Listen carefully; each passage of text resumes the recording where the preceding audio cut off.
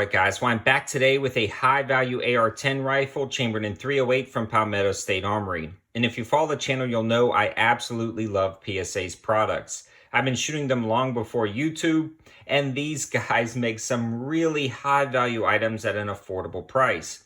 I've shot everything from their AR-15s, their KS-47s, some precision builds, their AKV-9s, the list goes on and on. I've always been a huge fan of what they produce at the price. PSA stands up for the Second Amendment, and they make solid rifles for the working man that most people can actually afford.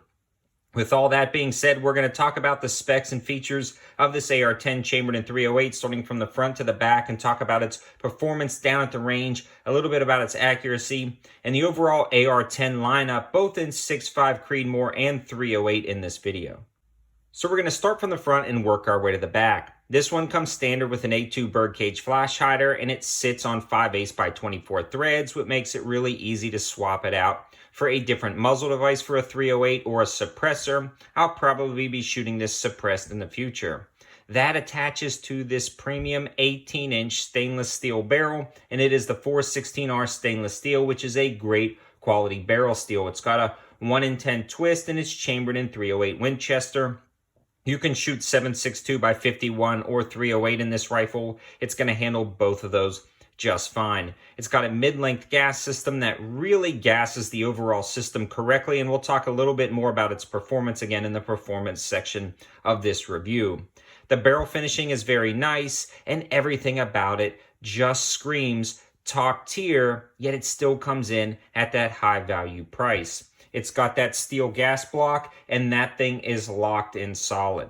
Not only is it secured properly, it's actually the low profile design with the 3-position switch, so you can adjust that gas block depending on what loads you have. I've left it set at the factory position. It's been working great with everything I put through it, but that's going to be key with specific hand loads, or if you're suppressing your rifle, that gives you some adjustments right there, and that is really slick. The other cool thing about this is it comes with this incredibly nice rail system. I'm going to talk a little bit more about that.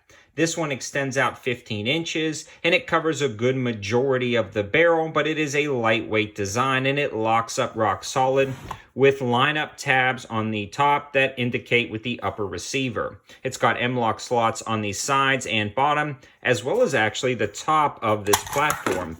So that is pretty slick, and I really like this cut down right here. A lot of times on standard AR-15s, I do like a monolithic pick rail. But on precision builds or long range builds, I actually like this cut down right here because it contours with the scope. If you're running a lot larger scope, but you want this correct height to line up with your eye for your cheek placement, a lot of times this is going to be dangerously close to the rail system right here. So having this cut down really contours nicely. This rail also has QD slots on the rear, and it is finished incredibly nicely. I love all of the cuts over here that helps dissipate the heat, yet it gives you, again, a ton of attachment points all over the sides and the top to attach whatever M-LOK slots you want. And then it leaves a little bit of pick rail at the end of it, which is nice if you want to do iron sights. It gives you that long sight radius to make your shots at a distance. Now I want to talk a little bit about the upper assembly itself and its interface with the barrel and gas system. Again, this is a mid-length gas system which allows it to run incredibly smooth with a wide variety of ammunition, and it is a black nitrided gas tube which interfaces very nicely with the BCG and overall system. The upper itself is precision machined from forged 7075 T6 aluminum, then black anodized hard coat, and this is going to be just a good quality machining and coating process. The BCG is actually a Toolcraft 9310 steel bolt assembly with the extra strength extractor springs. Now these extractor springs, if you've ever felt some of the standard ones, they feel a little bit loose, and when you're running steel cased ammo, sometimes it'll get stuck in the chamber. Well, with these extra power springs, it's going to rip spent shell casings out the chamber. Also, if you happen to be running suppressed, a lot of times an overgassed rifle will have difficulty extracting. This is going to resolve a lot of those issues. If you put a suppressor on here with really high back pressure, you're going to actually run this a lot longer before you have issues because of those enhancements that they've done to the bolt. The carrier itself is actually 8620 carrier. It's nitrided, and then it's also a nitride treated gas key, which is properly staked with grade 8 fasteners. And then it also comes with that 7075 T6 aluminum charging handle. So every part of this entire upper assembly is very well thought out. Every point of failure, every point of wear, and every type of spot for corrosion resistance has been addressed on this upper assembly.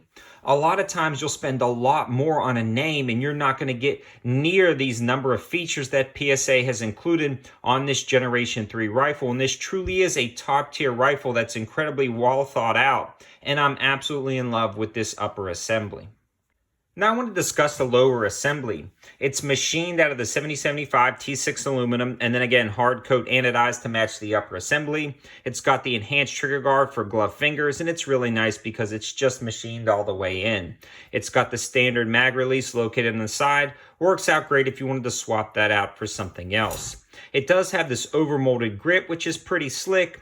It's definitely comfortable. I really like this a lot better than traditional A2 grips. So having that finger guard removed right there is pretty slick, and it works out well. Again, this is swappable with ease for something else. I do want to talk about the trigger. It's one of the PSA 2-stage nickel boron triggers, and this thing is incredibly smooth and crisp.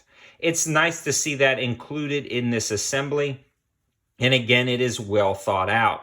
There is nothing I would upgrade to this rifle. There's a few things off the bat for a precision rifle that I would like to do, like put a match grade trigger in it, and this one comes with it. Now, could you potentially get a slightly better drop-in match trigger that you're used to? Sure, you could put something like that in and improve it slightly. But out of the box, I see no reason to upgrade this trigger. It's incredibly impressive for what it is. It works out really well. And I do like a 2-stage trigger on a precision rifle. It kind of helps you get set up, take out that pre-travel, and then it's got a nice crisp break. Moving along a little bit further back, the buffer tube itself is actually machined out of 7075 T6 aluminum, and it is going to be a carbine length buffer, which is really nice and compatible with a lot of different aftermarket accessories. That's going to have the short, heavy buffer coupled with the standard PA10 buffer spring, and it's going to allow it to function perfectly in a small, compact package that's going to be very universal. On the end of that, you're going to get this really slick Magpul stock. I like the fact that they've included the Magpul STR stock in black. It just fits perfectly. And then it's got this locking tab right here and nice sloping cheek well with a very good ergonomic interface with the user and QD slots at the back. So you can attach your QD slots here and here and have a nice sling attachment on this rifle. Again, every aspect of this has been thought out. They don't just drop random stuff on here. Everything really improves the quality and the overall performance of this rifle. And speaking of performance, I want to talk about its reliability and performance down at the range. I started shooting this with standard brass case, kind of generic bulk pack ammunition, and it worked great. I do want to give a huge shout out to American Pawn and Gun, located in Monroe, North Carolina, for donating the ammo to help make this video. A while back, they threw a box of 308 over here, and you say just a box. Well, a box of match grade 308 to test accuracy is incredibly pricey, so every little bit helps. I did have a lot of Wolf ammunition still kind of stored up, so I shot a lot of steel after that initial brass case, and both the brass and steel ran great. Then I put some of the precision rounds in here, shot this for groups, and it was well under an inch. I will be shooting this more for groups in the future when I have a little more time, but I did want to confirm the accuracy, and this is well below an inch at 100 yards, no issues whatsoever. Right out of the box, that's insanely impressive, especially for the price. Again, 100% function, the trigger works great, the ergonomics are nice. Now this does have some stout recoil because it is a 308. You will know you're shooting a 308. And that kind of brings me up to a point that I talked a little bit earlier in the video, this compared to the 6.5 Creedmoor. Now that I own both this exact version of this rifle in both the 6.5 Creedmoor and 308, I think both are amazing performers. The 6.5 Creedmoor, I think, is ballistically going to be just a little bit better for you, although it's also going to be lighter recoil. Although 308 ammo is going to be easier to find, more plentiful, a little bit more affordable. So you do have that going for you with the 308. And I found that this one is plenty accurate. Unless you're stretching out to 1,000 yards, I'm not quite sure you're going to notice the difference between the two rifles. We may be doing a head-to-head comparison in the future, but both of them get a thumbs up by me. Both of them are incredible performers, great accuracy, great reliability. You can't go wrong with a PSA AR10, either in 6.5 Creedmoor or 308. I am a huge fan, and all the information about this will be in the description below.